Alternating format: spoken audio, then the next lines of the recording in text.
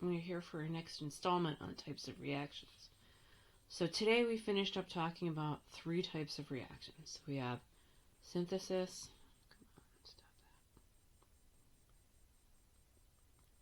decomposition,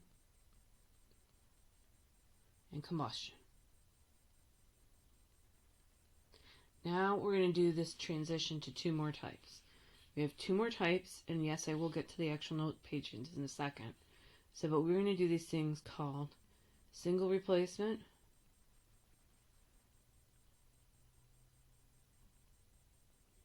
and double replacement.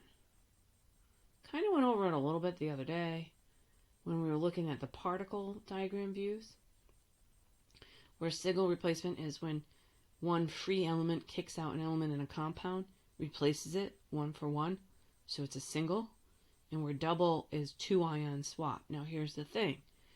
In AP,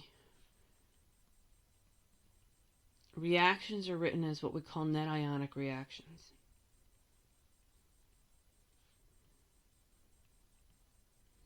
Very different than Regents. Regents does molecular level. AP goes and looks at the ions that actually react. So when we say net ionic, it is ions that actually react. Now, that doesn't mean that if you don't have ions, you don't have a reaction. What it means is if ions are present, you are only concerned with those that are involved in the reaction. Okay? So here's the thing.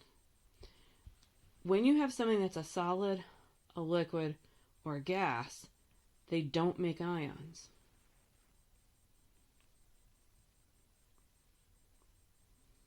So anytime you have that, we say this thing. We use the term they don't split, which means they don't break into their parts when you look at the compound. They stay whole. So when you talk about a net ionic reaction, they just stay as they are. But anything that makes a solution, so anything aqueous, has the potential to split. And this is where it gets tricky. You have to figure out whether it does or doesn't split. It is not given that it'll split. And there's rules to that. And that's what I'm going to focus on tonight. And then we give you a little bit of an intro into what actually is single replacement, what's double replacement. But this is the thing. You have to decide based on rules.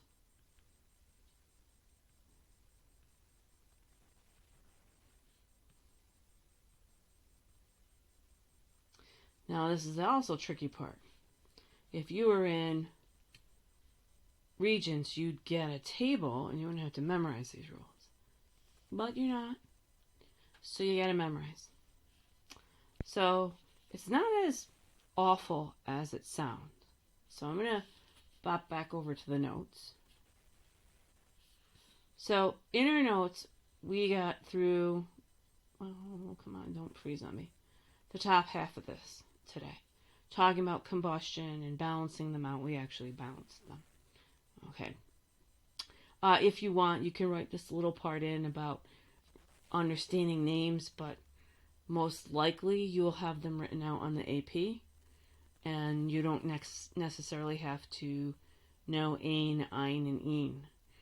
It helps a little bit when you go into AP Bio, but it's not something that you absolutely need to know. Okay, so we're going to focus on some definitions right now. But the gist of this, the most important part of this, is that you have to remember when you go to write your final answer, solids, liquids, and gases never split, they stay together. You never take that compound and break it into its parts.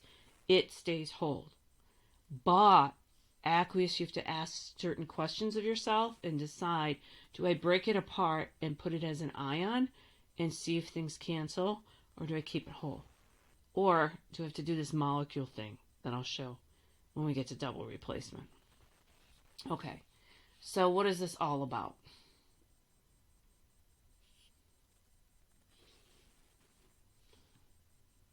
All right, so there's 2 different ways to approach predicting and writing equations. The first starts with this thing called write the molecular equation. You will get a point, and I know it may not seem like it when you start, you really will get to a point where you might actually skip this step because AP doesn't care about this step. Regents does, but AP just wants the final net ionic equation. So when we start off with writing what I call a molecular equation, which means you write the whole molecule that's there, everything that reacts, all the products, all the reactants, everything that's in its formula, and you keep it as a whole entity.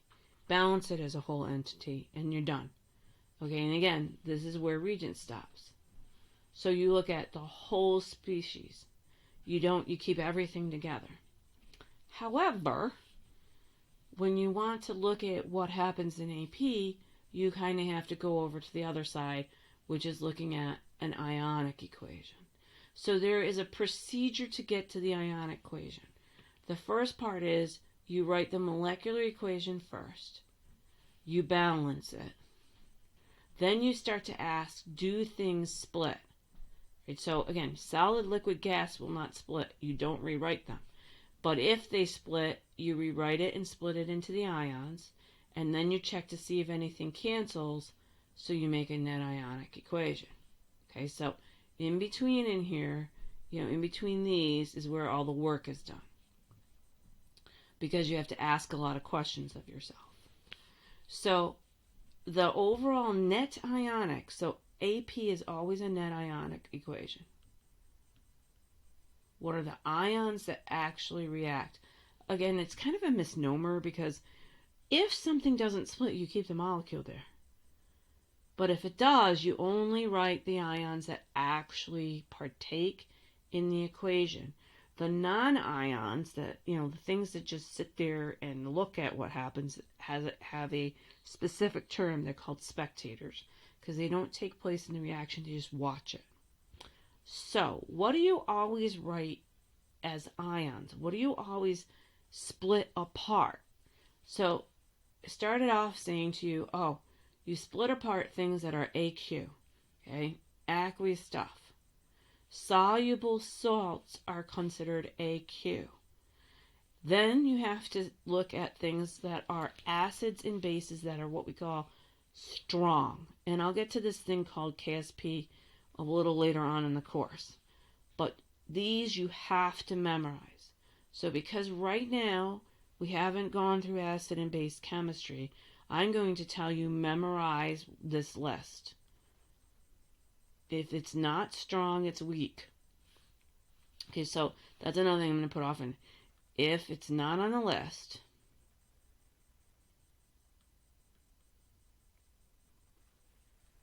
it is then weak.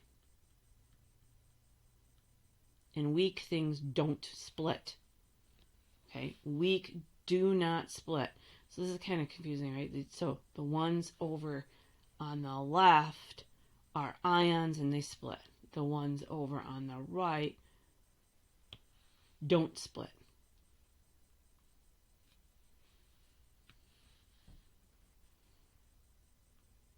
They stay together.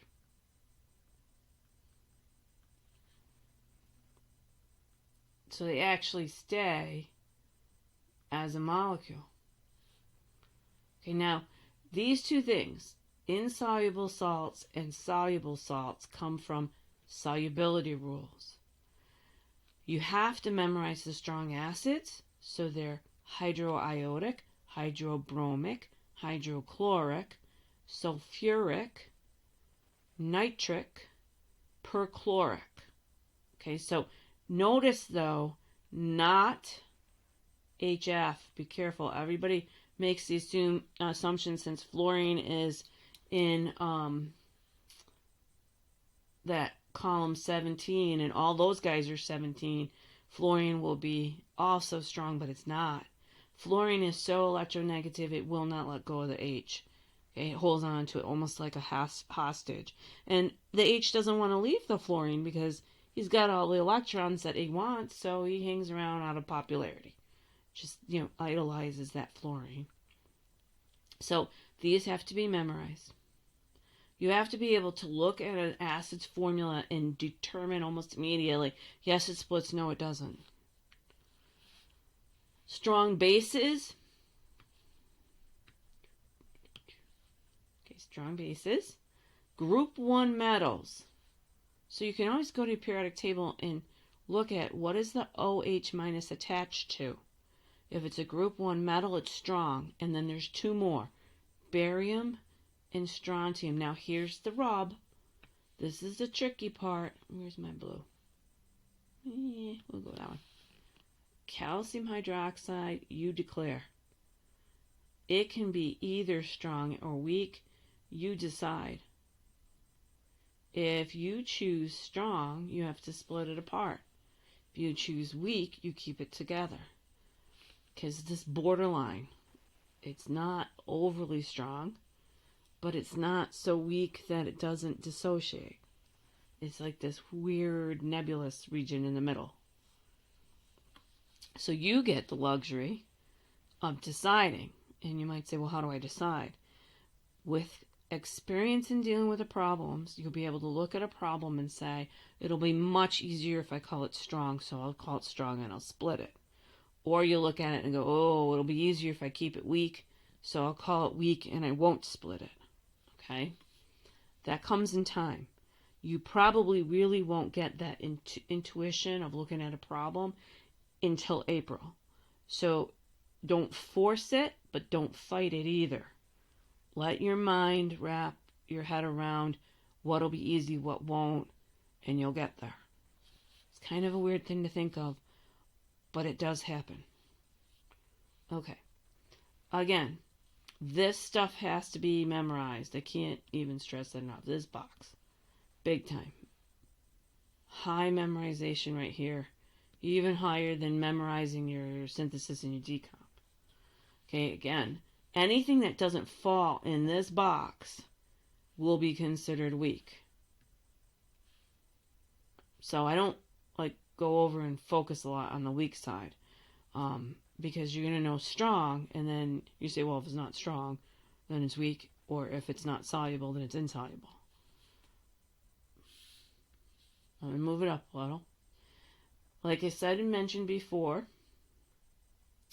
in AP, we will look at net ionic. What's in the end? What do we get to overall? So you must start with the phases. You must realize that if it's a solid or liquid or gas, it doesn't split. And if you're going to look at anything AQ, you've got to look at rules, which we're going to get to next. If it does split, you break into the ions. Normally you break after the metal or the positive ion. You break the compound up.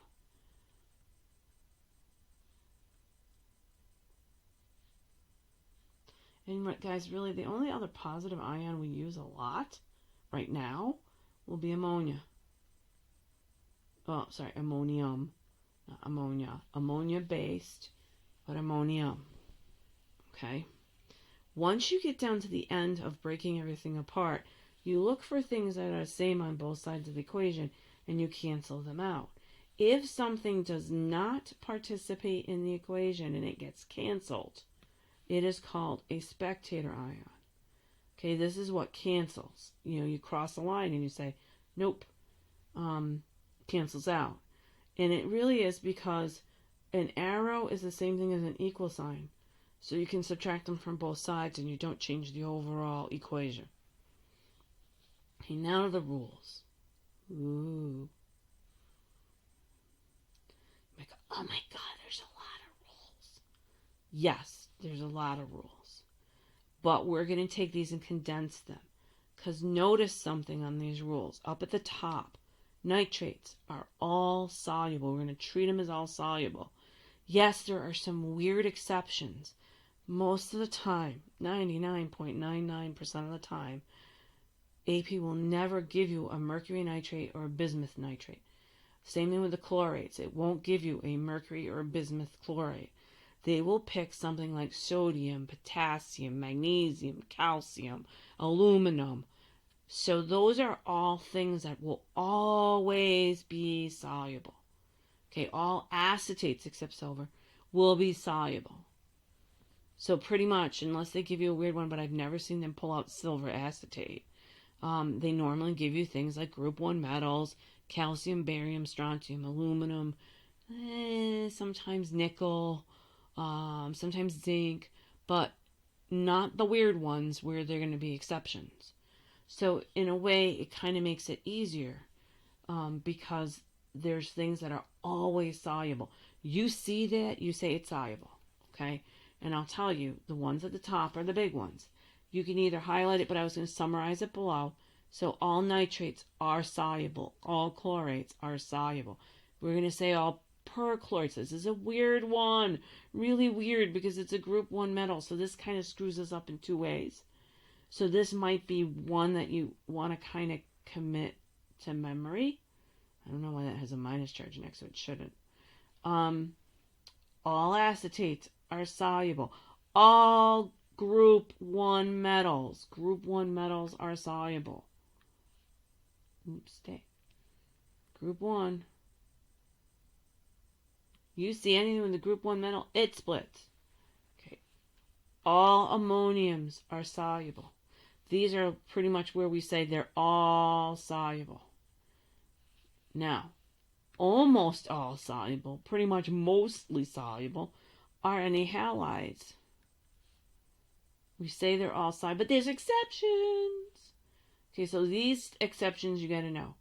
Silver, lead, and mercury. Those are the big ones. Often they'll ask you about those three. Every once in a while they'll pull out chromium. Not always. And then there's some complexes there. But the three you have to think of is silver, lead, and mercury. Because notice silver up here is also an exception. Silver, lead, mercury. Silver, lead, mercury are a lot of your exceptions. So, sulfates, mostly soluble. Now, see how it says mostly? So here's the one. These ones right here, strontium and barium. Here's our lead. Here's our mercury. Here's our silver. But they'll ask you about barium like crazy. I don't know why. I don't know why they hone in on this and they make a reaction with barium. And you're supposed to remember that won't be soluble to precipitate, so you'll have a net ionic reaction. Okay, so I'm just this guy, big time. Going back, looking at lots of tests, boy, to see that one. I don't know why they like it. It's almost like I don't know why they fixate on the decomposition of hydrogen peroxide, but they do. Don't ask me why. Don't know. I don't know. Okay, here's some other ones that kind of make sense. I'm going to go and switch to a different color because it's a little bit different than what we're looking at. Carbonates, but what? This is now moving to mostly insoluble. Okay, these guys down here are mostly insoluble with exceptions. And what are the exceptions? Well, let's look. Look, group 1 metals. But up here, we said group 1 metals are pretty much soluble. So carbonates will not be dissolving very well, except if it's with a group 1 metal. Except when it's an ammonium. Oh, look, what ammonium. Ammonium, most things are soluble. So if you memorize these babies up here, usually you can get to the rest of the solubility, except for these two. Okay? Same thing. Phosphates, sulfates, hydroxides, group 1 metal, group 1 metal, group 1 metal. The hydroxides are the strong. So it's group 1 metal, barium, and strontium. And you get to decide calcium. See this, all others with the asterisk, the calcium, it's kind of borderline. Okay? So, whoops, come back here. Down below, there's sort of a synopsis.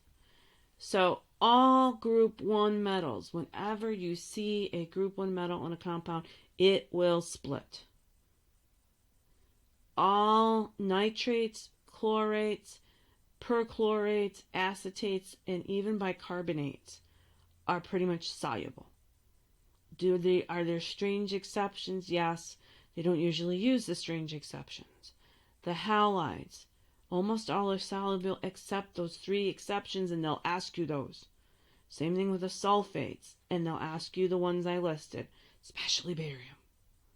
Hydroxides, most are insoluble except group 1 and barium and strontium and calcium, will say. All others are not soluble, hence a weak base. They will not split. And so even sulfides, oxides, and chromates are left there. Again, chromates are the same kind of thing.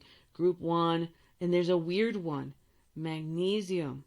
Right? For some strange reason, chromates with magnesium and calcium, so the top of group 2 instead of the bottom, because it gets more active as you get to the bottom. But for some reason, the barium and strontium don't split, but the calcium magnesiums do for chromates. Okay? So that is solubility rules. I'm going to quickly go through what is a single replacement. They call these metathesis reactions. What is a single replacement reaction? All right, it is taking an element all by itself, adding it to a compound, and then on the other side you get a new element and a new compound. That's the pattern you look for. And you ask yourself when you look at the reaction, what do I have? Oh, they're giving me an element and a compound in the word problem. Well, if I have an element and a compound, the only thing I can do one or two things. I could do synthesis, but most likely it is single replacement. Okay, synthesis comes from the synthesis list. If you have an element and a compound and it doesn't fit into the synthesis list, it will be single replacement. Right, so in single replacement, we're kicking things out. You must stay in the same charge. Right, so what I mean by you must stay in the same charge is that positive things replace positive.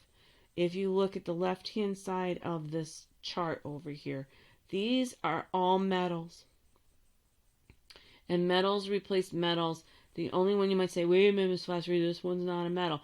No, it's not. But how they do the experiments to measure activity, they measure it with respect to hydrogen. Hydrogen reacting with different things. So these things to the left are more reactive than hydrogen. These things to the right are less reactive. However, in AP, we will say everything reacts. So that kind of gets kind of a sticky situation, because in reality, everything doesn't react. But they don't give you the table, so they say to you, assume it reacts. Over here, these are negatives that get replaced. So in other words, if I had sodium chloride, the chlorine would be the thing getting kicked out. But realize there's very few over here. And yes, this will always kick out everybody because it's, he's like the bully. He robs you of your electrons and then he takes over whoever you're bonded to. So this is kind of the order of strength as you go down the column. Because remember, the column, it starts with fluorine, then goes chlorine, bromine, and iodine. So he's the strongest. But these can only replace each other. They're not going to cross the class and replace a metal. And that's one thing that's kind of interesting about chemistry. It's kind of snobby. It is a class system. You don't have a metal replace a non-metal. They don't associate that way. They'll make bonds with each other, but they don't kick each other out. Okay? So a couple of quick little examples here just so you're familiar with it, and then we'll spend more time with it. You have magnesium, and it is reacting with iron 3 chloride. We go through the steps. What is magnesium? And it's a turning, so it's solid. We have iron 3 chloride, so we have to write its equation here. Its formula there. And then you kick out the same charge, so you're going to kick metal here, metal there. The metal will kick this metal out, comes in and kicks it out, and now you rewrite the formula. Notice guys, this subscript's not the same because you're writing the formula on this side. You rewrite formulas. You do not carry subscripts over. It is per the substance. Then you have to balance. Then you have to go through solubility. Will it split? Will it not split? Okay, so that's a single replacement. I'll make another video that's very specific to this, right? I'm going to quickly show you what a double replacement is, and then the next video will focus on single and double replacements. In a double replacement, we have a lot of rules, so that's why I'm not gonna give you too much of a video to watch this weekend. We can have you watch this Monday night where it's very specific. In a double replacement, you're having two ions swap. Your positive ions swap places. That's why it's called double, because two things swap. So when we look at your double replacement, I mean, this is a little visual of it, but again, these two things swap places. Oops, I went too far, sorry. Can we reset? There we go. These two swap places. And it's really switching the positive ions. Now there's three things, one of three things. You can have more than one happen, but at least one of three things have to happen for the reaction to go. You have to form a precipitate or a solid. Ooh, this is solubility rules. That's how you tell. You look at the product and you say, oh, is this soluble? And if the answer is no, bing, you've got your answer to your problem. Because the thing that's solid is your net reaction. And you could look for a gas. That gets a little trickier. And then this molecular species. Well, that can be something like water or something that breaks apart. These are some of your molecular species over here. These things break apart, but they end up forming a gas. These babies. They actually go further because these are all weak. Okay, well, actually, this isn't weak. It's a strong acid, but it splits a different way than just taking off the H pluses. Okay, so that's double replacement. I'm going to stop there. That's enough for tonight. I will have another separate video just focusing on how do we write singles, how do we write doubles, and we might even get through it to class on Monday. We might touch on it, and then we'll look at it further.